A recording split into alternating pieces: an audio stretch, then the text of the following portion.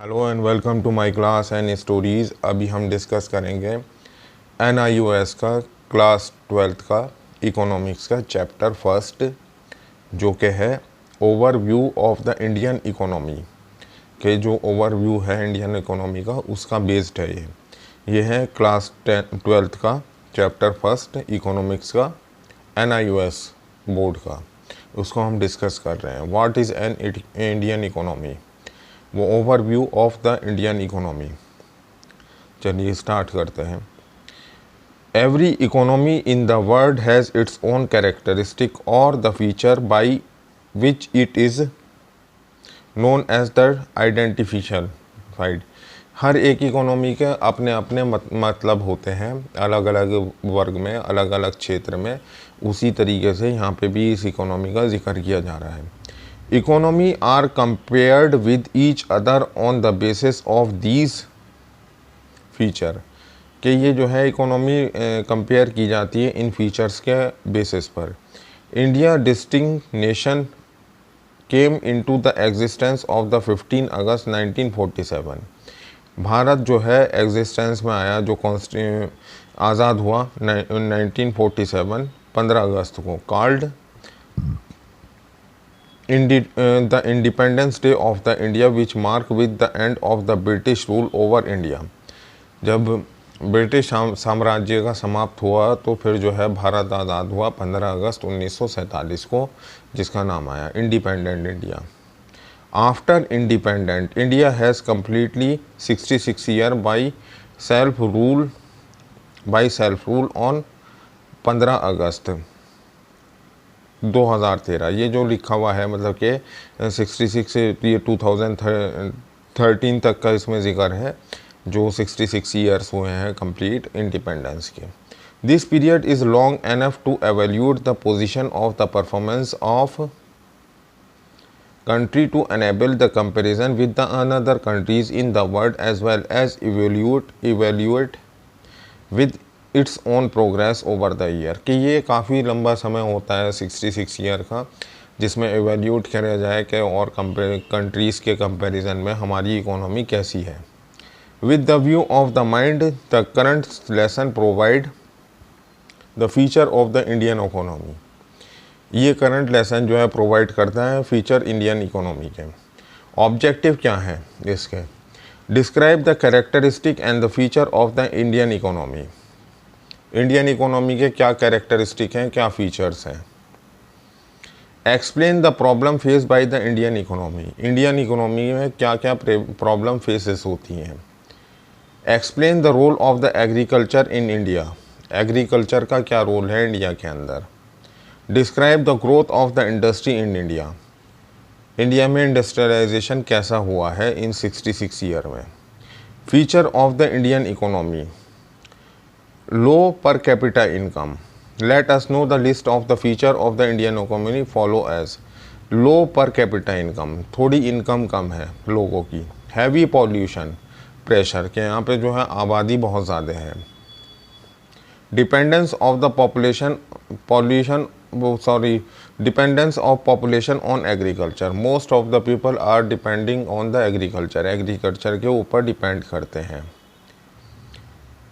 Poverty and inequality income distribution, के गरीबी और असामान्य इनकम होती है, बहुत ही अंतर होता है गरीबी और लोगों की। किसी की करोड़ों में इनकम है, किसी की ज़ीरो में इनकम है।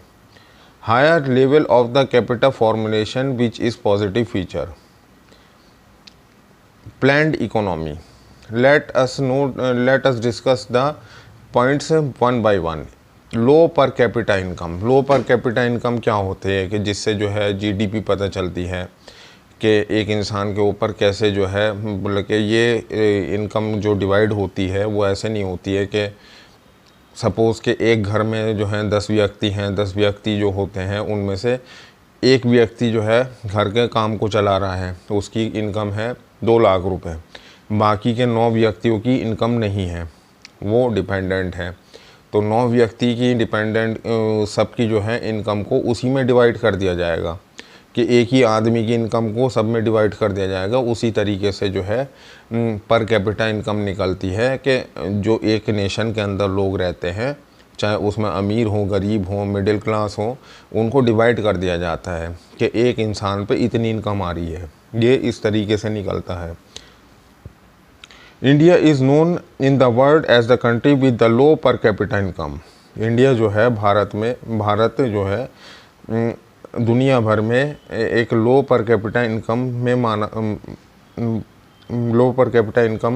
में माना जाता है। पर capita income is defined on the ratio of the national income over population.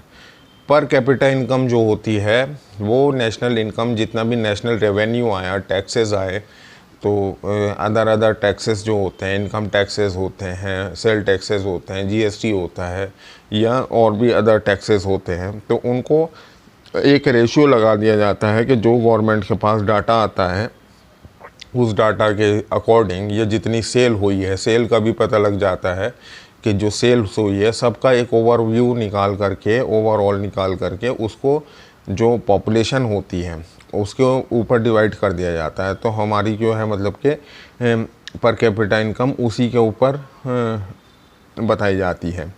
It gives an idea about the average earning of the Indian citizen in the year, even through in this may not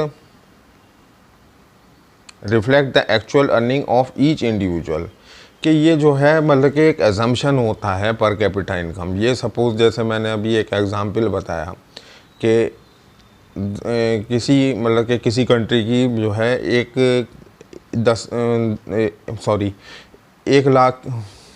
मैं गलत बोल रहा हूँ, 1 करोड़ की population है, तो 1 करोड़ की जो पॉपुलेशन होगी तो उसमें जो इनकम्स होंगी, जिसमें से मान के चलिए कि 1 करोड़ में से 20 लाख लोग एम्प्लॉयड हैं, अच्छे छोटे या बड़े, उसमें से बड़े एम्प्लॉयमेंट जो हैं 5 लाख लोग हैं, और मिडिल क्लास जो है वो 10-15 लाख हैं, और 5-6 लाख जो हैं वो बहुत ही लोअर हैं।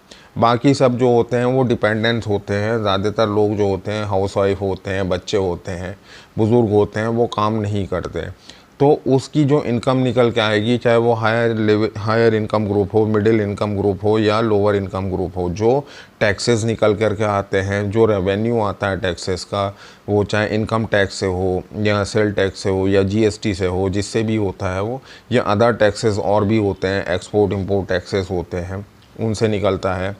और उसके बाद में जो टैक्स निकल के आता है, जो सेल होती है, सेल ऑफ द प्रोडक्ट, के हर कंपनी का जो है, एक बड़ी बड़ी कंपनीज़ का जो ज़्यादातर रॉ मटेरियल तैयार करती हैं, उनकी एक सेल परफॉर्मेंस निकल कर के आती है, तो उससे निकलता है ये कि हमारी कितनी इनकम हुई है नेशनल की। तो उसको फिर डिवाइड कर दिया जाता है कि हाँ, इन 20-25 लाखों में लोगों ने जितने भी काम करते हैं 1 करोड़ में से, चाहे वो हायर इनकम ग्रुप के हों, मिडिल इनकम ग्रुप के हों या लोअर इनकम ग्रुप के हों, उनको 20-25 लाख लोगों को 1 करोड़ लोगों में डिवाइड कर दिया जाता है। उनकी इनकम को फिर निकल कर के आती है कि एग्जैक्टली 1 करोड़ लोगों पे कितनी इनकम आ रही है, पर कैपिटा इनकम। अगर मैं गलत ना हूँ तो यही है इसका एक रेशो निकालने का तरीका, और अगर मैं गलत हूँ तो मैं उसके लिए सॉरी कहता हूँ। तो ये एक पर कैपिटा इनकम निकालने का एक मेथड है। उसी से निकलता है कि एग्जैक्टली इसमें पता नहीं होता कि एक इंडिविजुअल की कितनी इनकम है, लेकिन एक ओवरऑल व्यू जो पॉपुलेशन का होता है उस पर निकलती है।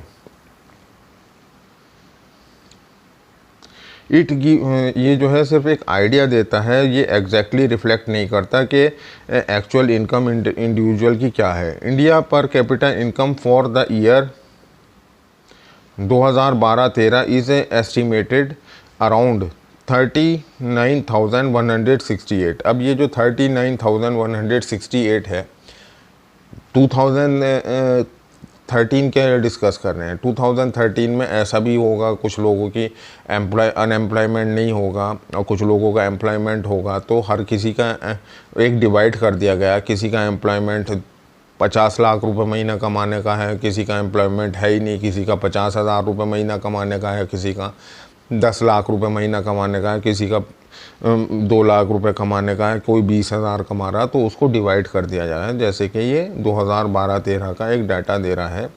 2012-13 में पर कैपिटा इनकम जो थी 39,168 थी, दिस इनकम इज़ अबाउट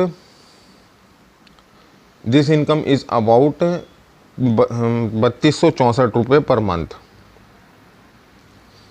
ये जो एनुअल रिकॉर्ड दिया गया कि 39,000 जो है एनुअल इनकम है किसी भी उसकी बंदे की, तो लेकिन इसको जब मंथ में डिवाइड किया तो 3264 रुपये per month.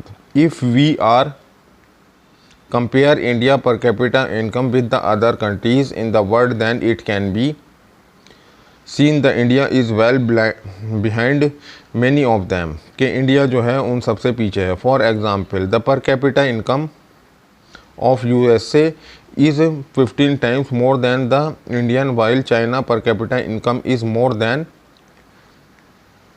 3 times of India। कि इस पर कैपिटा इनकम को अगर हम डिवाइड करते हैं दूसरी कंट्रीज से लेकर के जो डेवलप कंट्रीज़ हैं चाइना और अमेरिका, तो उसमें पर कैपिटा इनकम ज़्यादा निकल के आती है। क्यों निकल के आती है? 2 वजहों से। एक तो वो एडवांस है टेक्नोलॉजी में, दूसरी ये तो चाइना का जिक्र हुआ, लेकिन जैसे कि गल्फ़ कंट्रीज़ हैं, सऊदी हैं, दुबई हैं, वो एक रिच, उनके पास रिच रिसोर्सेज हैं जैसे कि तेल वगैरह और सोना वगैरह, तो उनमें पॉपुलेशन कम है और उनकी रिसोर्सेज ज़्यादा महंगी होती हैं, तो वहाँ पे पर कैपिटा इनकम उनका बहुत ज़्यादा हो जाता है। तो ये एक पर कैपिटा इनकम का निकालने का तरीका होता है, इसका मेथड है, वो मेथड किसी और वीडियो में डिस्कस करेंगे। हैवी पॉपुलेशन प्रेशर, के जो इंडियन इकोनॉमी में एक सबसे बड़ी दिक्कत है कि वो हैवी पॉपुलेशन है, कि यहाँ पे जो आबादी है इस वक्त 1 अरब 30 करोड़ के लगभग है, तो उसके बारे में डिस्कस कर रहे हैं यहाँ पे जो है उसी टॉपिक का डिस्कस है। India is the world second largest populated country after China. China के बाद दूसरी दुनिया की सबसे बड़ी आबादी भारत में रहती है। एज़ पर 2011 सेंसस, 2011 की जनगणना के मुताबिक India's population stand at more than 121 crore से ज़्यादा के लगभग यहाँ पे पॉपुलेशन रिकॉर्ड की गई। It increase rate of 1.03% during the 1990-2001, कि इसका जो इंक्रीजमेंट हुआ है 1% हुआ है 1990 से लेकर के 2001 तक, क्योंकि ये पूरे 10-11 साल की होती है, जैसे कि 1990 से लेकर 2011 में हुई, फिर 2001 से लेकर 2011 में हुई। अभी तक दूसरा जो है सेंसस 2011 के बाद में अभी तक हुआ नहीं है। The main cause of the fast rise of India's population is the sharp decline of the death rate while the birth rate was not decrease as fast, के बर्थ रेट ज़्यादा हैं और डेथ रेट उतने नहीं हैं, होते तो हैं यहाँ पे डेथ रेट, लेकिन बर्थ रेट उससे ज़्यादा हैं। Death rate is defined as the number of the people died per 1000 of the population, while the birth rate is defined the number of the population taking birth per 1000 of the population, के 1000 लोगों में कितने बच्चे पैदा हो रहे हैं, 1000 लोगों में कितने लोग मर रहे हैं, उस पर यह कैलकुलेशन ली जाती है।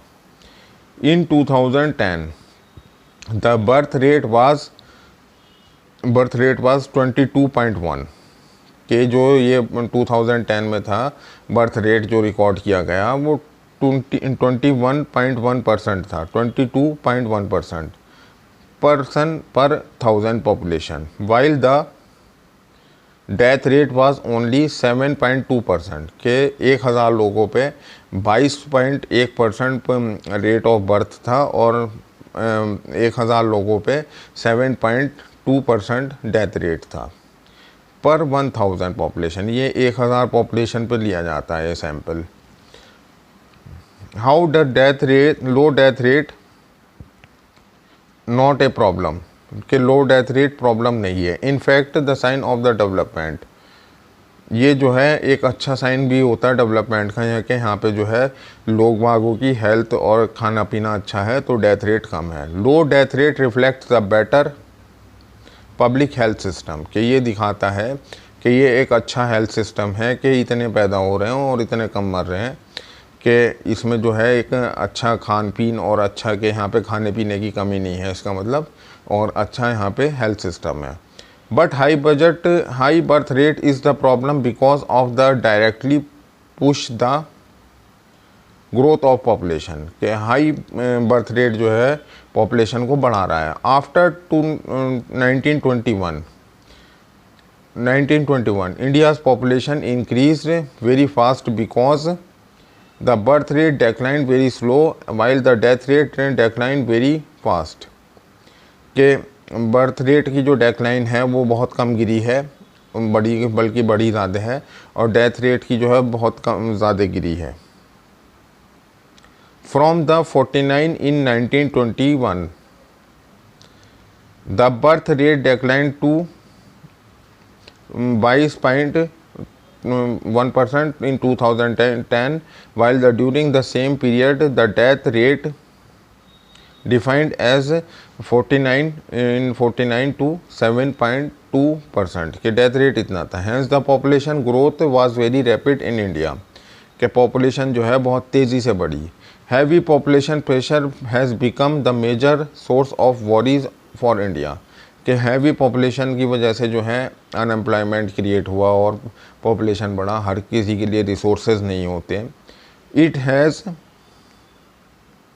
Put burden on the public exchequer, कि जो है पब्लिक एक्सचेकर पर बहुत ज़्यादा बर्डन पड़ा। To mobilise enough resources to provide public education, health care and infrastructure, इसलिए जो है यहाँ पे हर किसी की केयरिंग नहीं हो पाती। यही दो टॉपिक अभी हमने डिस्कस करें इंडियन इकोनॉमी में, लो पर कैपिटा इनकम और हैवी पॉपुलेशन प्रेशर। इस वीडियो में इतना ही डिस्कस कर रहे हैं। Thank you very much for watching the video.